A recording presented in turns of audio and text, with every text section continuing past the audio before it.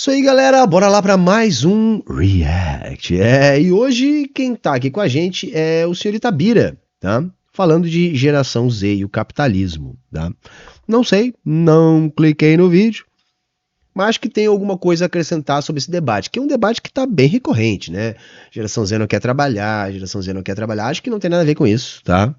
Mas talvez, porém, entretanto, todavia, contudo, não obstante, tem alguma coisa aí pra gente comentar. Sem mais enrolação, então bora pro vídeo. Eu vou te contar porque Mark Zuckerberg mudou seu estilo. O mundo mudou, os valores mudaram, mas o foco é o mesmo. Mark Zuckerberg passou do estilo tradicional dos grandes empresários de tecnologia para um estilo mais descolado. You look different. When you walked in here today, you look thicker. You look like a different guy. You do. You look like a jiu-jitsu guy now. It's funny. Good. É só para continuar sendo um ícone para as novas gerações? Qual é o significado dessa mudança de imagem num contexto sociológico? O presidente Obama, Mark Zuckerberg e principalmente Steve Jobs criaram um estilo de minimalismo. Zuckerberg sempre estava com camisetas cinzas e calça preta, enquanto Steve Jobs se eternizou com a camisa preta, as calças jeans e o tênis claro. Nós já falamos várias vezes no meu canal que para você ser um ícone, as pessoas têm que conseguir imitar você. Escolhendo essas roupas, a imagem desses homens fica cristalizada, é identidade visual. Você vê algo parecido e lembra deles. A justificativa da escolha de roupas simples e repetidas também é estratégica em outros pontos. Corrobora com a ideia de que eles são gênios. É o que o próprio Mark Zuckerberg e o Obama disseram à imprensa. Eles disseram que existe algo chamado fadiga de decisão. Fadiga de decisão é uma teoria burra criada pelo... Isso eu vou concordar, isso é uma bosta, entendeu? Fadiga de decisão, porque tu tem que usar todo dia a mesma roupa, porque tu não consegue escolher duas camisas diferentes. Entendeu? Isso vai... Como se eles tivessem que tomar muita decisão, entendeu? Eu acho que tem a ver com a criação de mitos, vai. Eu acho que o capitalismo ele também se baseia nesses mitos para reforçar a ideologia, né? Para tentar passar a ideia de que o grande empresário ele tem alguma coisa de especial, quando na verdade não tem nada. Em geral ele tem capital e deu, né? Basicamente é isso. Mas vamos ver o que o Bira tá falando. O psicólogo Baumeister, que diz que o nosso cérebro só consegue tomar um número de decisões por dia e que ficar tomando várias decisões nos faz perder a força de vontade. Isso é uma bobagem, porque a gente toma decisão sem perceber o tempo todo. A cada escolha é uma renúncia. Isso é uma baita bobagem. Então, quando esses grandes homens aparecem com a roupa repetida, eles estão dizendo: eu só penso em coisas sérias, eu sou um gênio, eu não sou fútil pra... Não. É construção de mito, tá? É construção de reforço de ideologia. É isso, tá? É o que eu acho, pelo menos. Ficar pensando em moda. Eu não tenho tempo pra pensar na minha roupa. Eu penso no trabalho, eu trabalho duro, meu tempo é precioso. O tempo é dinheiro. Então até agora, com essas roupinhas simples, eu só tenho ganho. Eu crio uma identidade visual, eu ajudo a narrativa de que eu sou uma pessoa genial e, claro, eu me torno um símbolo do homem bem-sucedido que se esforçou e se tornou rico. Fotos como essa Esse é o ponto. O ponto é sustentar essa mentira aí.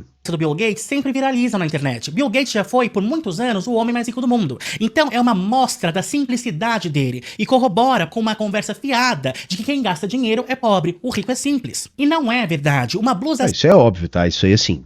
Esse papo de que a roupa do rico é simples, o rico tem uma vida austera, é mentira, tá, gente? Tanto é que existe todo um mercado voltado para os super ricos. Ora, se os super ricos não fossem consumidores deste mercado, tal mercado não existiria. Assim, é bem elementar isso. simples, uma calça modesta das lojas em que ele compra é o preço do salário que você recebe por mês. Ou muito, muito mais. Olha essa camiseta simples do André Valadão. Ela custa quase 6 mil reais. Quando perguntado pela Ellen DeGeneres quanto custava uma salsicha, o Bill Gates disse 20 dólares. Eu sou muito feliz de ter mostrado pra muita gente sobre algumas particularidades da elite do Brasil, como é o caso do Country Club, porque a pessoa acha que só ter dinheiro é o suficiente. Eu também acredito que nós não nos revoltamos tanto quanto deveríamos, porque nós não sabemos dessas particularidades. Veja só, esse é o Boninho, filho do Boni, aquele que foi responsável pelo padrão Globo de qualidade. Eu já falei do Boni no meu canal. O Boninho foi o diretor do Big Brother Brasil por todos esses anos. As pessoas entram no Big Brother Brasil, ficam lá 3 meses, fazem prova de resistência, ficando em pé 24 horas, ficando sem fazer xixi por 2 dias para ganhar um prêmio de 1 milhão, 1,5 milhão de reais. Não é isso? E as pessoas entram nesse Big Brother porque 1 milhão de reais vai mudar a vida delas, ou não vai? Se você ganhar 1 milhão de reais, a sua vida muda? Nossa, a minha vira outra. Muda pra caralho. Eu deixo de ser miserável, é isso aí. Consigo comprar uma casa. Outra. Nessa foto, o Boninho está onde? Ele está no aeroporto, certo? Ele está indo viajar com uma blusinha, uma calça, um tênis, super simples. A sua esposa, a apresentadora Ana Furtado, está até sem cílio postiço, sem maquiagem forte. O Boninho está em um evento? Não. Esse é um dia bem comum na vida do Boninho? Sim. O relógio que Boninho usa num dia qualquer é um Richard Mille e custa R$1.200.000. Veja, esse é o único relógio que ele tem, esse é o relógio mais caro que ele tem, esse é o relógio que ele usa em um evento de gala que ele vai. Para uma pessoa ter um relógio de R$1.200.000, quanto custa a casa dela? Um relógio que o marido da pastora Mariana Valadão usa num dia qualquer com uma roupa super discreta custa R$100.000. Essa camiseta super simples que você deve ter uma parecida em casa, que o irmão dela, o André Valadão, está usando, custa quase R$6.000. Nós não temos esse dinheiro. A maioria de nós trabalha o ano todo e não recebe R$100.000 por ano. Tem essa história que o pessoal... Esses itens, assim, do mercado de luxo também servem como elementos distintivos, né, gente? Né? Para você fazer parte do clubinho, tá? Então, por isso que é normal esse tipo de coisa. Diz, se você der R$1.000 na mão de um empresário, ele investe. Se você der R$10.000 na mão de um pobre, ele compra um iPhone, uma televisão pra casinha dele na favela. E se isso acontecer... Sim, é uma bobagem isso, tá? Isso é uma grande bobagem, porque o milionário vai comprar a roupa, a televisão, o carro, a casa, a viagem que quiser e vai investir com o crédito que tem e vai reproduzir o seu capital. E eu acho extremamente cruel a gente negar o mínimo a classe trabalhadora, que não pode ter um telefone que preste, não pode ter uma televisão que preste, não pode ter um carro que preste. Tudo isso parece que é de um mundo que não é feito para nós. E é uma coisa que eu sempre defendo. Eu quero um mundo onde aquilo que de melhor existe possa ser acessível à classe trabalhadora. Sabe? Eu sempre insisto nisso. Olha, o marxismo não é voto de pobreza. O próprio Marx, quando estava um pouquinho melhor, alugava uma baita de uma casa, comprava um casaco novo, uma cartola nova, levava todo mundo lá para dentro. Isso é o que a gente quer. A gente quer ter acesso ao produto do nosso trabalho. Não é pecado gostar de coisa boa. Não é errado, nem certo. Acho que cada um tem que ter a liberdade e o direito de escolher. Mas isso tem que ser acessível, afinal de contas a gente produz tudo. Eu acho que a tecnologia está aí para nos auxiliar, para fazer a gente trabalhar menos, para a gente ter melhor qualidade de vida.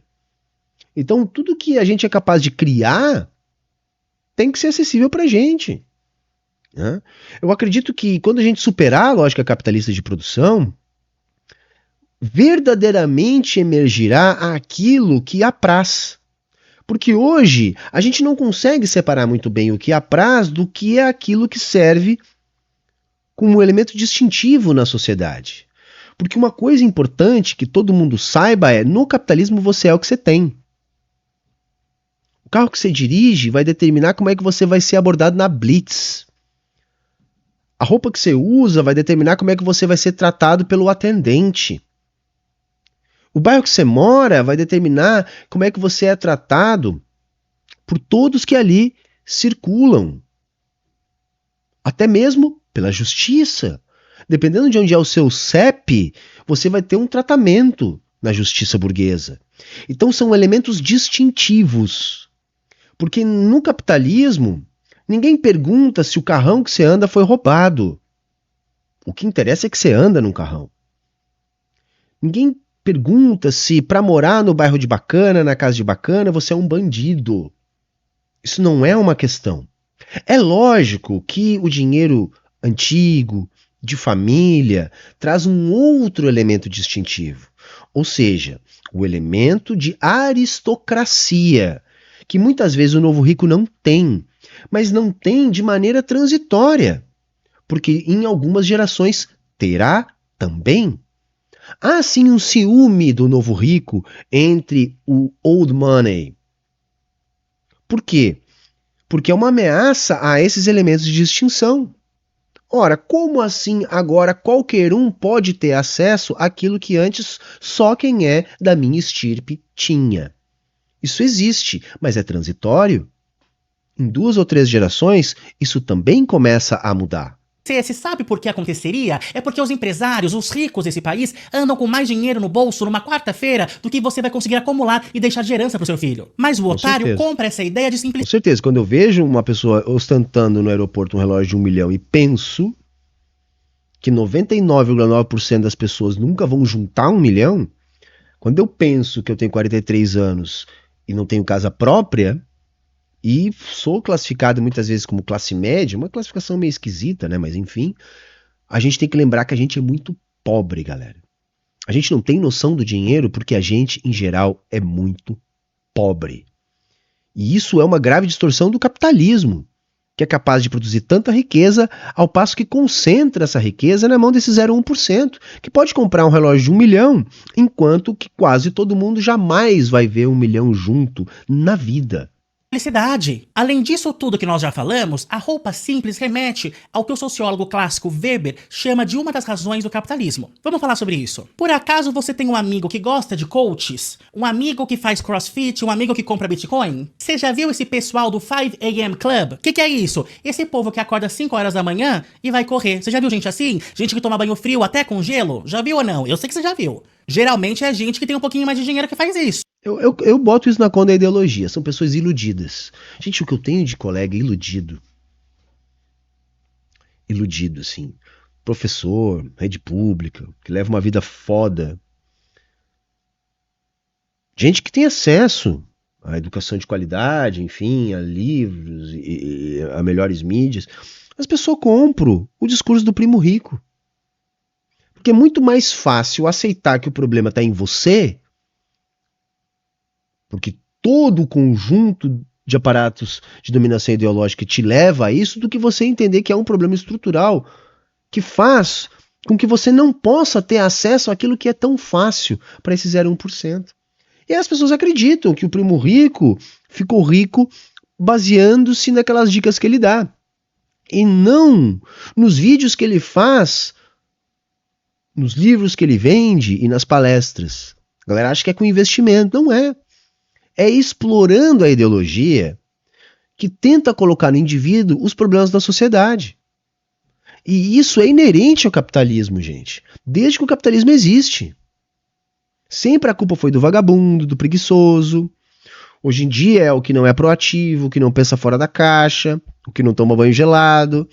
E as pessoas fazem isso. E sabe o que acontece? Fazem isso por um tempo, até que elas percebem que não adianta fazer isso também. O buraco é muito mais embaixo.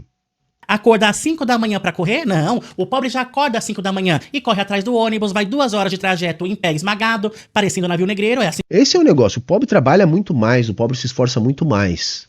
Tá? Porque uma das regras do capitalismo é: quem trabalha não tem tempo de ganhar dinheiro. No máximo sobrevive.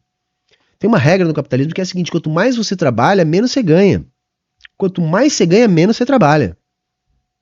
Quem ganha dinheiro de verdade no capitalismo trabalha 1 ou 2 horas por dia. Quando muito. Só que eles têm que vender esse mito do trabalho para continuar fazendo você trabalhar que nem um condenado, para que eles fiquem mais ricos. É aquele meme da internet. Se você se esforçar, se você acordar cedo, se você trabalhar pra caramba, o seu patrão vai trocar de carro no final do ano de novo. E é uma verdade. O que eu quero que você tenha olhos atentos para reparar é que eles vão trazer frases motivacionais falando sobre o autocontrole, a determinação, ir atrás dos seus ideais. E eles vão postar frases de filósofos estoicos, pode reparar. Eles amam essa escola grega chamada estoicismo. O estoicismo era marcado por... Tem uma distorção bastante grande do estoicismo, né? Que até tem, sim, ali uma virada em relação à política, sobretudo depois do que aconteceu com Sócrates. Mas não é por aí, tá? É mais distorção do que realidade. Não se render às paixões, não se perder nos vícios. E para isso, você tinha que ter uma vida ascética, de ascese, ou seja, viver com o mínimo, de preferência de acordo com a natureza. Você não vai esbanjar, você vai viver com modéstia.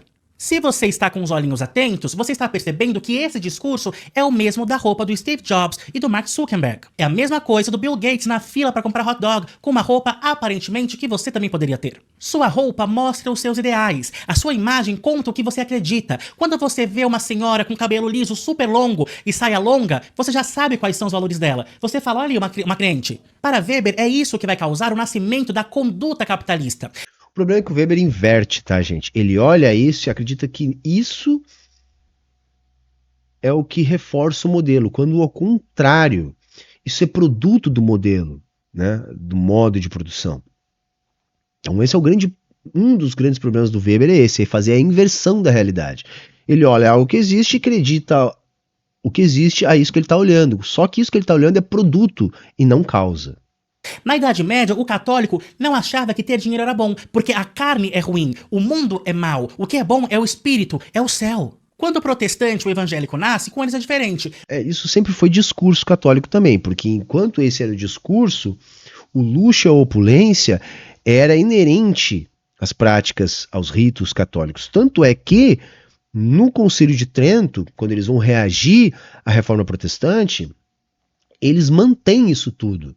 Uma vez que Lutero, por exemplo, dizia que tinha que acabar com o luxo e a opulência nos cultos, sendo o templo um lugar de reflexão, de oração, sendo necessário ali uma Bíblia e os bancos para a pessoa sentar, a Igreja Católica reforçou sim que o luxo era uma forma de representar o poder de Deus na Terra. Então uma coisa é o discurso para os outros, outra coisa era para eles, né? Nem todo católico é franciscano. Você ter dinheiro, você ser bem-sucedido mostra que Deus está te abençoando. Mas eu vou esbanjar? Claro que não. Isso é uma lógica protestante. Essa lógica de você ser bem-sucedido e Deus te abençoando é uma lógica protestante, né? Então Jesus não esbanjava. Você tem que levar exatamente essa vida ascética, de ascese, vivendo com o mínimo. Na narrativa de Weber, se eu ganho dinheiro e não gasto, vai acontecer o quê? Grandes heranças. Weber está falando do calvinismo, que é uma corrente protestante que começa lá em 1500. Só para você lembrar, os portugueses chegam no Brasil em 1500 e lá na Europa eles já estavam tendo essa mudança de pensamento do católico para o protestante. Isso é importante lembrar que as coroas ibéricas e seu colonialismo ajudaram a salvar a Igreja Católica da crise que ela atravessava justamente por enfrentar as reformas, né? Todo esse contexto nos leva hoje à teologia da prosperidade, que vai ficar popular no Brasil a partir de 1970 com Edir Macedo da Igreja Universal. A narrativa dessas igrejas é que Deus é o Deus do ouro e da prata. Ele é dono de tudo. E você é filho de Deus. Então você tem o direito de ser rico. Você tem que procurar ser rico. Assim você entende que não seria nenhum problema o marido de uma pastora estar com um relógio de 100 mil reais. Não é um problema, é um sinal de bênção. Isso é importante ela dizer, tá? Ele dizer, né? Porque não adianta a gente ficar batendo no relógio do pastor. Porque pro fiel do pastor, é isso. Se o pastor tem um relógio de 1 milhão, é sinal que Deus está cobrindo ele de bênçãos. Portanto, é ainda mais legítimo aquilo que ele diz. Eu sei que não faz nenhum sentido, tá, gente? Não faz nenhum sentido para nós. Mas para quem tá imerso a essa ideologia, faz total sentido. Mas ele vai estar com uma roupa muito exuberante? Não. A mulher dele vai estar coberta de joias? Também não. Ele vai estar com um estilo modesto, não extravagante. Este estilo modesto remete à ascese, à vida ascética. Eu discordo um pouco porque os nossos pastores aqui, em geral, são pastores ostentação, né? A roupa de Steve Jobs e de Mark Zuckerberg mostrava que eles aprovavam a doutrina capitalista, que eles são abençoados por causa do seu trabalho duro, tiveram sucesso, mas se mantêm com os pés no chão, trabalhando, e que você pode conseguir ser um deles porque suas grandes empresas nasceram numa garagem. E uma das coisas dessa teologia da prosperidade que é extremamente cruel é isso. Eles dizem literalmente isso. Eu sempre recordo de uma experiência que eu tive na época da faculdade, ainda já contei essa história aqui, e não vou repetir, enfim, tem gente que se ofende, né, que diz que é uma generalização, eu não quero fazer isso, mas eu lembro muito bem de um pastor, eu estava num bairro de periferia, era um lugar miserável, era uma casinha de madeira literalmente caindo, sendo consumida pelos cupins, lugar pequeno, as pessoas miseráveis ali dentro, e o discurso do pastor era: vocês viram o carro que eu cheguei? Pois bem, todos vocês podem ter um carro daqueles, se seguir o que eu estou falando. Então esse é um discurso que funciona muito bem, porque num lugar onde não tem nada, onde a miséria impera, você está oferecendo uma esperança, e não é aquela esperança que empenha a sua redenção pós-vida. Não, é nessa vida você vai ter um carro daqueles. Uma coisa que está ali na frente de todo mundo. Eu vi as pessoas saindo para ver qual era o carro que o que o pastor tinha chegado. Faz tempo isso, tá? Mas na época era um maré. Essa é a grande ironia, tá? O carrão do pastor era um maré do ano.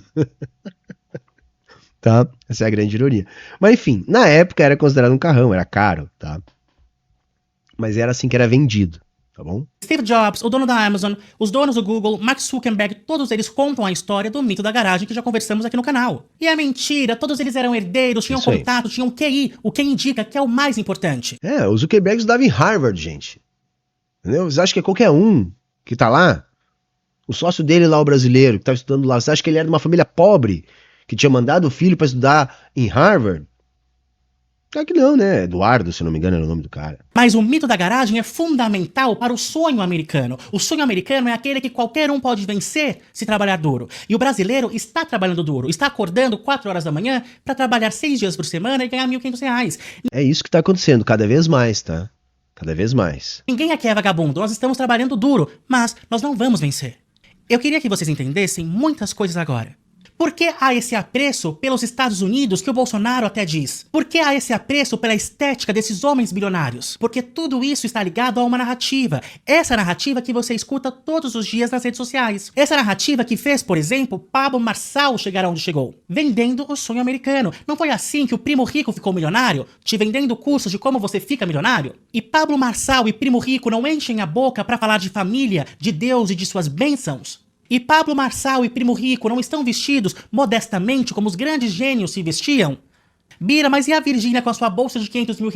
Ela poderia ser vista como snob, mas a Virgínia não tem uma comunicação como a da Val Marchiori, por exemplo. A Virgínia se coloca exatamente como a pobre que ficou rica, como você. Você seria como ela, claro. Teria uma casa boa, mas seria simples. Ela é caipira. Ela vai no jantar com o sogro dela, o cantor Leonardo, e come frango com quiabo. Ela come, sim, do bom e do melhor, mas ela não é fresca, não. Ela é como nós. Ela conseguiu o sonho americano. Ela trabalhou e conseguiu. Se ela tem uma bolsa de R$500 mil, é porque ela se esforçou, trabalhou, ela mereceu. A revista Piauí mostrou pra todo mundo que a Virgínia fez um contrato com essas casas de aposta como o Tigrinho pra ganhar sobre a perda dos seus seguidores. Quando um apostador vindo do perfil da Virgínia perdia dinheiro para a casa de aposta, a Virgínia ganhava uma porcentagem do dinheiro que ele perdeu. A Virgínia está literalmente enriquecendo às custas da desgraça dos seus seguidores. Tudo bem, é verdade, mas assim, eu não acho que isso seja diferente do que faz todo capitalista, né? Talvez fique um pouco mais escancarado no caso da Virgínia, e por isso Bira tá falando. Mas o que é o lucro do capitalista se não a exploração da classe trabalhadora? Nós temos que... Esse é o grande debate que nós sempre temos que lembrar, né? O lucro é trabalho não pago. Uma das coisas fundamentais para a gente trabalhar com a classe trabalhadora é: a cada novo funcionário contratado, o patrão ganha mais, senão ele não contrata. O que a gente tem que discutir com a classe trabalhadora é: quem paga o salário do trabalhador é o próprio trabalhador, com o produto do seu trabalho. O patrão não paga o salário, o patrão lucra com o trabalhador. Se o empresário ganha 10... com um trabalhador, com 2 trabalhadores, ele ganha 20. A cada novo trabalhador contratado, o patrão ganha mais. O trabalhador paga o próprio salário com o seu trabalho. É justamente a diferença do valor que o trabalhador produz em relação ao que o trabalhador recebe na forma salário que se constitui o lucro do capitalista. O lucro é o salário não pago. Por isso, a luta salarial é uma luta que nós temos que travar. Porque a cada aumento de salário, nós estamos entrando numa disputa pela fatia do lucro. Então a riqueza do burguês é a pobreza do trabalhador. Não porque seja um jogo de soma zero, mas que só o trabalho produz valor. Então todo o valor acumulado pelo capitalista só tem um lugar dele vir, gente. É do trabalho dos seus empregados. E quando ela ficou quase 24 horas sem postar no Instagram, os seguidores se mostraram muito preocupados. Queridos, a Virgínia não só quer que vocês tomem no cu, como ela está fazendo de tudo para vocês tomarem no cu. Não existe sonho americano. Alguns de nós podem até conseguir ter algum conforto, comprar uma casinha e ter um pequeno negócio, mas serão poucos, quase nenhum. Exatamente por isso que vender a ideia de que você vai conseguir parar de ser explorado, que você vai conseguir ter sucesso e ter conforto, essa ideia é muito atrativa. E é por isso que esses influenciadores ficaram ricos. Eu repito, as pessoas estão cansadas desse mundo que vivemos, da pobreza delas, da falta de direitos, da falta de conforto. E a resposta que elas conseguem encontrar em todos os lugares é: tente ser um de nós, você pode ser um de nós, e nós não podemos. Esse discurso de mérito... Tudo bem, mas eu acho que essa ideologia ela funciona porque existem muitos aparatos de dominação ideológica. Então é muito mais fácil a pessoa acreditar nesse discurso, porque é o discurso que ela é ensinada do dia que ela nasce até o dia que ela morre, do que compreender que a solução está na organização dos trabalhadores a fim de derrubar esse sistema. Por isso que o nosso papel é fundamental, né? Nós nunca podemos deixar de estar aqui. De conquistar as coisas está nos jornais, na televisão, no cinema, até na igreja, no seu celular, enquanto você está deitado na cama olhando o Instagram. Uma das razões mais óbvias da mudança do visual de Mark Zuckerberg para algo mais despojado é exatamente para, mais uma vez, adaptar você ao capitalismo. A geração Z está agora entrando no mercado de trabalho. A geração anterior, a nossa, não conseguiu grandes feitos. Se nossos avós e pais da classe trabalhadora tinham casa própria antes dos 30, nós, millennials, estamos beirando os 40 anos pagando aluguel. Assim como nós fizemos em relação aos nossos pais e avós, a geração Z está fazendo conosco. Nós olhávamos nossos pais e avós e dizíamos: eu, mulher, vou trabalhar para não ficar dependente de um relacionamento ruim, como a minha mãe está com o meu pai. Eu não vou aceitar desaforo do meu marido. Eu vou embora. Por isso eu vou trabalhar, para conseguir me sustentar. Eu não vou ficar como os meus avós, que se separaram de corpos e mal se falam, mas estão na mesma casa por questões financeiras. Eu não vou ficar 30 anos na mesma empresa como os meus pais. Eu vou procurar ganhar mais. Eu quero evoluir. Aí hoje, a geração Z, olha como nós estamos vivendo. Nós estamos trabalhando como camelos, com burnout, tomando remédio de ansiedade, de depressão, não temos mais um relacionamento estável, todos separados, divorciados, brigando por causa de pensão alimentícia, sem conseguir nada na vida. Então a geração Z quer ser como nós? Não. Agora eles percebem que eles precisam viver, não apenas trabalhar. Eu acho que é um ponto mais ou menos, não sei se é para onde ela vai levar a conversa, mas é o que eu acho a respeito da geração Z. E eu vou mais ou menos nessa linha aí, que é o seguinte: eles já viram que é uma bobagem essa ideia de que se eu trabalhar vai dar tudo certo, porque eles estão vendo a minha geração que trabalhou e se fudeu e não deu certo. Então, se eu vou ter que me fuder trabalhando só para ter um prato de comida e um teto, se eu tiver um prato de comida e um teto sem me fuder trabalhando, melhor. Né?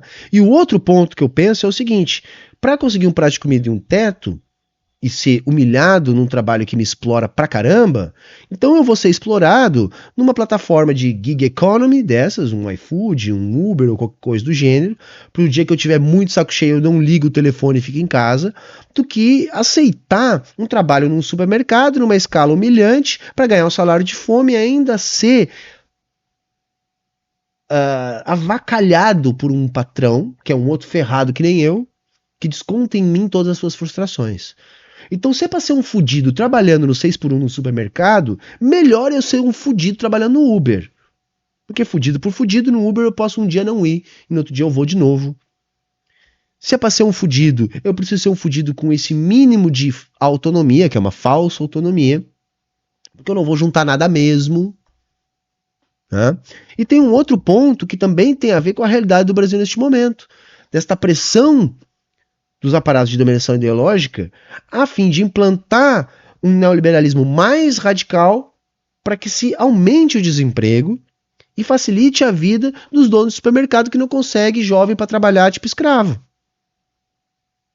Então, nesse ponto, gente, eu vejo uma potencialidade na dita geração Z. Não é que a geração Z não quer trabalhar, ela quer trabalhar, mas ela já entendeu.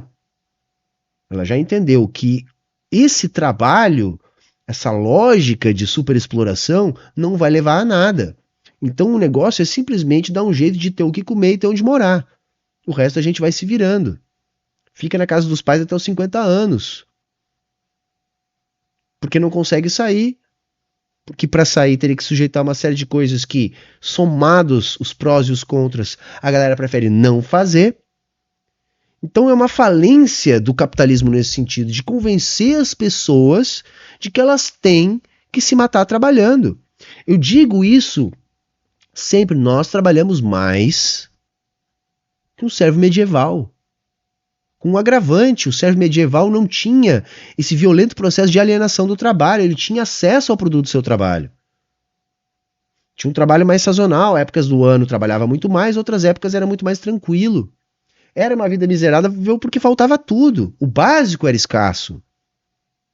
Mas ele tinha acesso ao produto do seu trabalho. Hoje a gente trabalha 10, 12, 14 horas por dia, não tem acesso ao produto do nosso trabalho, o dinheiro que a gente ganha não é suficiente nem mesmo para garantir um teto e o alimento.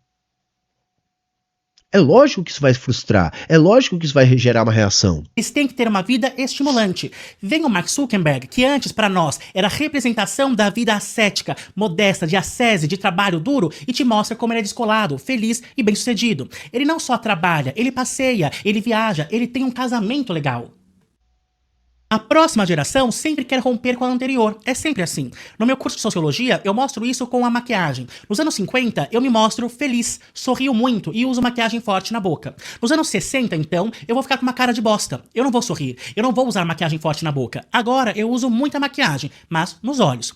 Se eu usei muita maquiagem nos anos 60, agora nos anos 70, eu vou estar com menos maquiagem. Se nos anos 70 eu usei pouca maquiagem, nos anos 80 eu vou usar muita maquiagem. A roupa é muito volumosa, os cabelos são volumosos. Se eu fiz isso nos anos 80, nos anos 90, eu vou usar pouca maquiagem, cabelo sem volume, quanto mais escorrido, melhor. Por quê? Porque eu estou rompendo com a geração passada. Eu estou rompendo com os valores dos meus pais. Nós não queremos ser como nossos pais. Vocês já perceberam que é muito comum os casais mais antigos se xingarem com os nomes dos pais? Por exemplo, a mãe da mulher se chama Teresa. Quando a mulher faz alguma coisa que o marido não gosta, ele fala, dona Teresa. Nessa narrativa que eu estou trazendo hoje, nós não queremos ser como nossos pais. E isso acontece em nível maior. O capitalista, quando se torna a elite dominante, abomina toda a estética da realeza. Os homens de peruca, maquiagem, saltos altos não são mais bem-vindos. Agora é uma estética minimalista. Terno, gravata, no máximo uma cartola. Por que o comunista da faculdade... Gente, eu não gosto dessa linha aí, tá?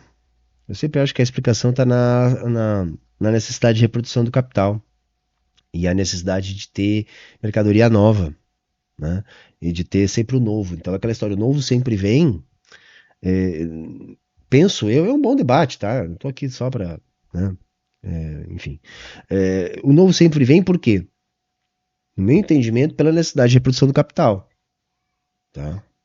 Mas vamos lá. Faculdade parece que não toma banho. O homem comunista, pode reparar, tá lá com a barba enorme, sem corte nenhum, cabelo muitas vezes grande, roupa que parece que ele vai te pedir dinheiro pra comprar pão. Por que que isso acontece? Porque ele está dizendo, eu não concordo com os valores dessa sociedade. Eu não sou o homem do comercial de margarina, sorridente, branquelo, com o cabelo bem cortado, com a barba feita, com uma esposa magra, loira, que reza antes de comer. Então a geração Z percebe que nós, mais velhos, não conseguimos a felicidade que achamos que íamos ter com o nosso... Eu acho que isso é estereótipo, tá? Eu acho que isso é estereótipo, né? Mas eu me identifiquei, né? Agora que eu sou um Faria Limer, né? E sou casado com uma magra, loira, linda, mas que não reza, que em casa ninguém reza.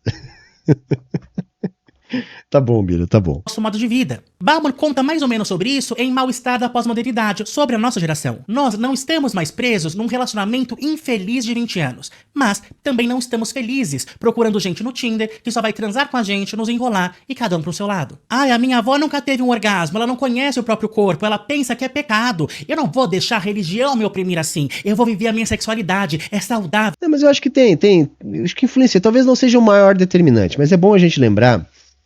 Quando eu digo que a reprodução do capital é o mais determinante, não é a única coisa determinante, tá? Então eu acho que sim, eu acho que a rebeldia, a contraposição, existe também, vamos dar o braço a torcer aqui.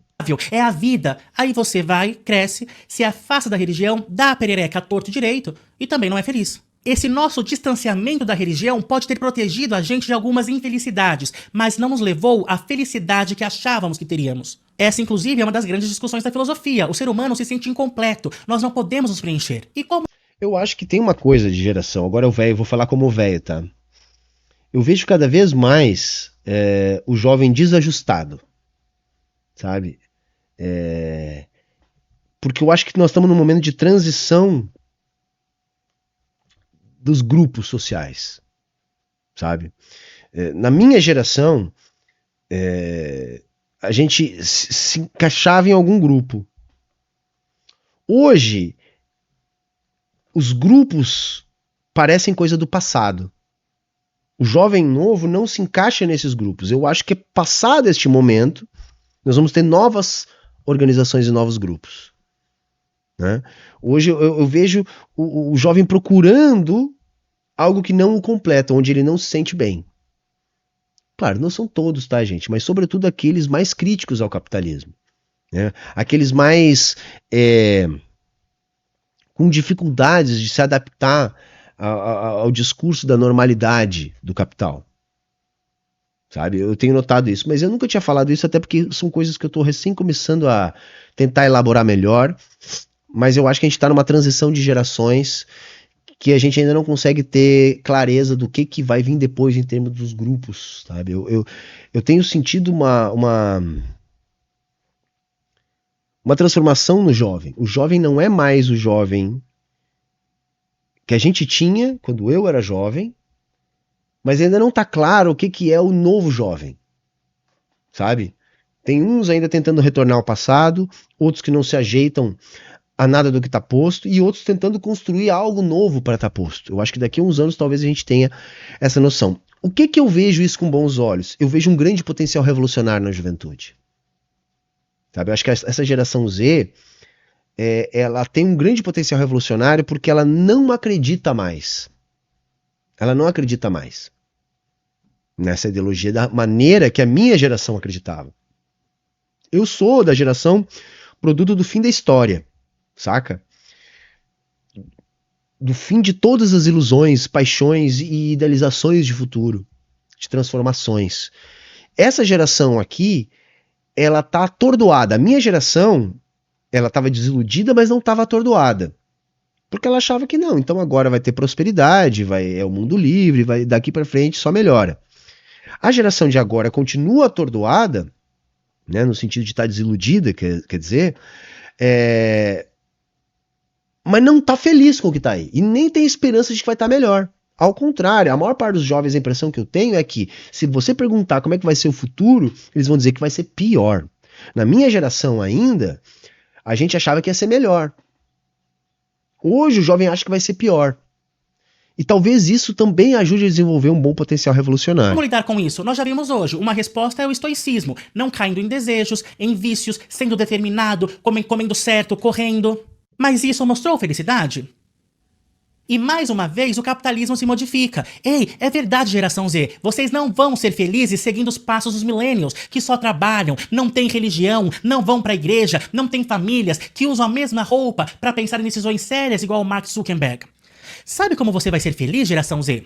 Você vai ser feliz se você conseguir trabalhar e aproveitar a vida. A vida não é só trabalho, andar certinho com o cabelo cortado, aguentar desaforo. Não, a vida é viajar, é ter um carro bonito, é ter uma esposa legal, é ter um contato direto com Deus, que vai te preencher, te dar sentido na vida, que vai te abençoar. Você tem que ser descolado, igual o Mark Zuckerberg.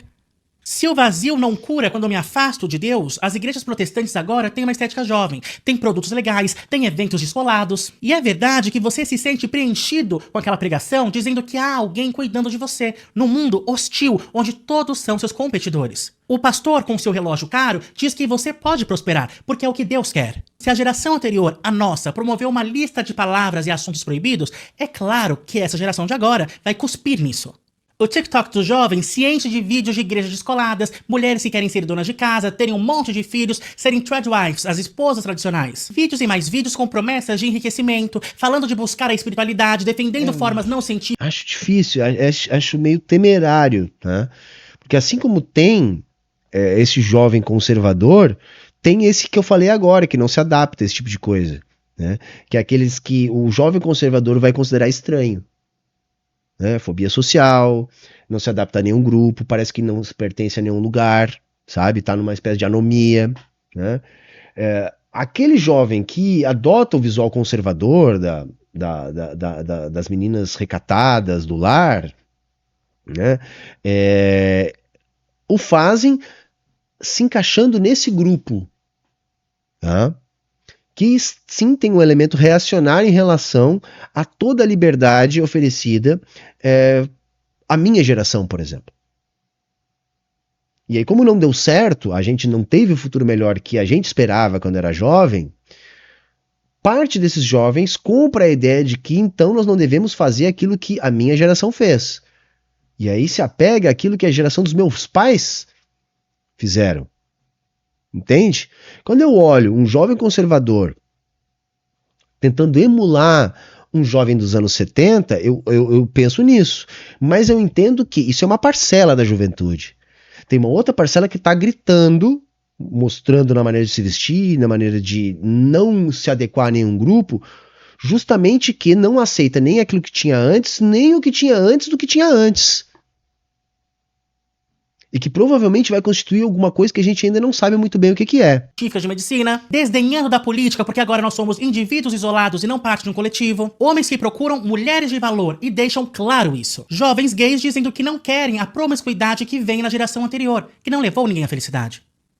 A verdade tem que ser dita. O óbvio vem à tona quando você sai da sua pequena bolha de amigos esquerdistas, estudados, de classe média, que adoram ir ao Funilaria em São Paulo pra ouvir um sambinha. Eita, como eu gosto da cultura popular. Ou, se você é do Rio de Janeiro, lá no bairro de Santa Teresa. Quer dizer, é Santa Teresa se você for vegano. Se você não for, é na Lapa, lá no Rio de Janeiro. Quando você deixa de conversar com essas pessoas que têm cargos que parecem inventados, como diretor de arte, gerente criativo, você se depara com um Brasil diferente. Você, esquerdista iluminado, não fala que gordo é feio. Nunca. Eu não falo sobre o corpo do outro. Se antigamente, no bate-papo UOL, os gays já falavam na apresentação: não curto negros, não curto gordos, não sou e não curto afeminados, nada contra. É questão de gosto. Hoje, não. Hoje, a gente é esquerdista, a gente sabe que gosto é socialmente construído. Eu nunca vou colocar na minha bio que eu não curto gordo, afeminado, jamais. Isso é feio, isso é uma violência. Foram as travestis negras que abriram caminho para a comunidade LGBT. Que lindo, amigo esquerdista. E quando você tá sozinho no Tinder? Onde é que você quer chegar, Bira? Perigoso esse discurso aí, hein? Não entendi onde quer chegar. Você dá like na foto da bichona preta com dread colorido rosa? Você sai com o obeso parecendo uma chupetinha de baleia? Não, não sai. O afeminado você levou pra um jantarzinho no Família Mantini? Ah, mas você adora Irmãs de Pau, não é mesmo? É o melhor show da Mamba, Mona. Você respeita, né? Você não faz discurso de ódio. Às vezes eu acho que o Bira tem uma questão mal resolvida, sabe? Acho que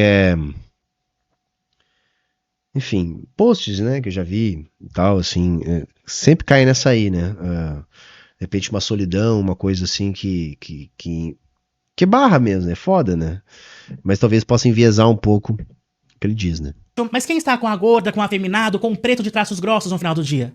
As pessoas estão falando: nossa, que absurdo, o povo voltou a fazer comentários racistas, homofóbicos, gordofóbicos. Não, não voltaram, sempre estiveram aí, ninguém parou. Abre aí os comentários de qualquer notícia desde 2001, a gente tem que ter clareza. Minhas amizades, nos anos 2000, 2005, 2006, as pessoas no Big Brother Brasil xingavam as outras de cabelo pinchain. Falavam: ih, eu acho que você é um viado. Em 2010, com Marcelo Dourado, o povo se juntou a ele exatamente contra a bicharada. Toda essa onda muito curta que alguns de nós, alguns setores da sociedade vivemos, falando de supostamente aceitar as divergências, está passando. E é óbvio que passaria. Nós já vivemos essa onda antes. Nós já tivemos, por exemplo, a travesti Claudia Wonder cantando no programa tradicional Mulheres, nos anos 80. A mulher mais bonita do Brasil é homem, é o que dizia a manchete sobre a Roberta Close, que encantava o Brasil inteiro com a sua beleza feminina. Ela ia na Xuxa, o povo ficava: meu Deus, é a mulher mais linda que eu já vi na minha... Mas eu acho que nós melhoramos nesse sentido, tá? Eu sou um pouco mais velho, lembro muito bem de todo o frenesi com Roberta Close. E assim, não é legal, né? O que ela sofreu. Isso que era uma mulher que tinha condições, tinha grana para circular na alta roda, coisa assim, né? Mas sofria pra caramba. Não, lembra a entrevista da Roberta com a Marília Gabriela? Aquela coisa horrorosa, né? Há poucos dias ainda voltou a circular. Eu acho que nós avançamos em alguns aspectos disso aí, melhoramos um pouco. Quer dizer que tá bom? Longe, né? Nós não vamos resolver aí muitos séculos de reprodução de estereótipos e preconceitos em algumas poucas décadas, tá? Mas acho que nós não podemos perder o horizonte de que nós avançamos sim, né? Hoje há uma reação conservadora para tentar mais uma vez renaturalizar coisas que nós estamos tentando desnaturalizar há muito tempo, como por exemplo a transfobia, né? Eu fui criado numa geração que era normal ser transfóbico, isso era passado de pai para filho. Eu acho que eu tive uma família progressista em alguma medida, comparado à turma que nasceu na época que meu pai e minha mãe nasceram, né? Meu pai é dos anos 40, minha mãe dos anos 50. do início dos anos 50 é minha mãe e meu pai do início dos anos 40. Né? A minha avó, mãe da minha mãe, nasceu em 1913. Tá? Então, assim, por mais progressista que eu classificasse eles, eu ainda fui criado com a naturalização desses preconceitos, desses estereótipos. Tanto é que até hoje, para mim, é muito difícil eu não escorregar em algum estereótipo e algum preconceito, né? Porque vem da minha criação, vem da sociedade que eu nasci e cresci. Ora, mas se hoje eu penso que eu tenho que ter esse cuidado, é porque eu entendo que nós melhoramos em muitos sentidos. Há uma reação em relação a essa melhora por parte dos conservadores, que estão trazendo de volta coisas que nós vínhamos lutando para superar, como, por exemplo, esses níveis terríveis de transfobia. Agora, eu penso que o nosso papel é continuar neste processo, porque nós ainda temos muito a avançar. Eu concordo com Bira, ele disse, olha, o preconceito sempre existiu, mas em algum momento ali, né, antes dessa inflexão reacionária, já estava sendo considerado feio, démodé, errado determinadas posturas, que agora eles estão tentando reviver como posturas que não são feias. Sabe? Então, não é feio ser homofóbico, afinal de contas é biologia, entende? É um discurso que a gente escuta de novo, que é um discurso que nós já devíamos ter superado e já estivemos mais próximos de superar. Mas é importante haver essa reação para a manutenção, inclusive, do próprio capital, que se constituiu com base também, entre outras coisas, nesses preconceitos. Minha vida. O cabelo Black Power, o cabelo volumoso, já foi cultivado no momento da história em que o movimento Pantera Negra estava vivo. É a Jojo Todinho que faria alguma diferença? A Lineker? O feminismo estava na capa da Vogue nos Estados Unidos na década de 1960. Ney Matogrosso estava de saia no Faustão num domingo na televisão da dona de casa. O Prince estava de salto... Eu achava os anos 90... embora ainda muito impregnado do preconceito na fala, nas piadas, nas coisas, isso era bem pior do que hoje, mas de maneira geral, foi produto de uma onda de libertação. E hoje eu vejo como um momento de inflexão, por causa da reação, né, desses reacionários. Altos cantando pra homem hétero nos anos 80. Eu sempre falo isso. A Ana Hickman deu uma entrevista que virou meme quase 10 anos depois, dizendo que ela sofria para encontrar trabalho porque no tempo dela não queriam modelos parecidos com a Barbie, e sim pessoas andrógenas diferentes. Tudo isso já aconteceu e o povo achou que estava tendo uma revolução linda. Não estava. Lá no Tinder ninguém tá... Eu não vou dizer que estava tendo uma revolução, mas parecíamos estar avançando nesses debates. E de uns anos pra cá que a gente tá passando por uma grande inflexão. Dando curtida em afeminado, em mulher obesa, o ator preto continua sim sendo cota, ou só é chamado pro comercial do governo. E quando um bebezinho nasce, ninguém fala, ai, esse vai ser uma linda travesti, se Deus quiser. A verdade tem que ser dita, o povo de cabelo rosa e bigode começou a namorar entre si, porque conseguir uma pessoa que não parece que trabalha na Chili Beans, eles não conseguem. E se você, mesmo pensando, não... Ruim. Começa mais ou menos, mas depois parece, sim, eu não sei, tá? Eu não quero aqui ser taxativo, nem criar uma situação, mas às vezes parece que Bira deixa muito se impactar pelos seus problemas pessoais, quem sabe? Não sei, cara, eu não gosto desse discurso, acho paia, tá? Acho paia. Mas tá terminando, tá, gente? Fala que não vai namorar, que não acha bonito, que não vê beleza em um viado preto obeso maquiado igual o senhorita Bira, tem quem fale. Tudo isso está conectado ao que nós estamos vivendo hoje. E tem alguém falando algo diferente disso?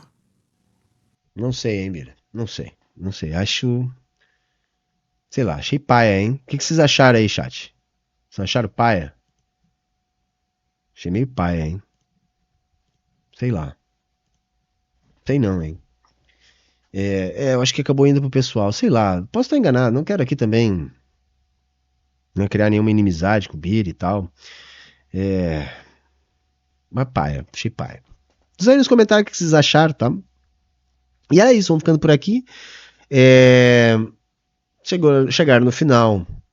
Deixa o like, aquela coisa toda, confere se está inscrito. Dê uma conferida também se estão inscritos no nosso canal de cortes. O canal de cortes está com bastante audiência. Mas a galera não se inscreve, galera. Pô, vamos lá se inscrever, tá? E era isso. Ficamos por aqui. Falou, valeu, tchau, tchau. Até a próxima.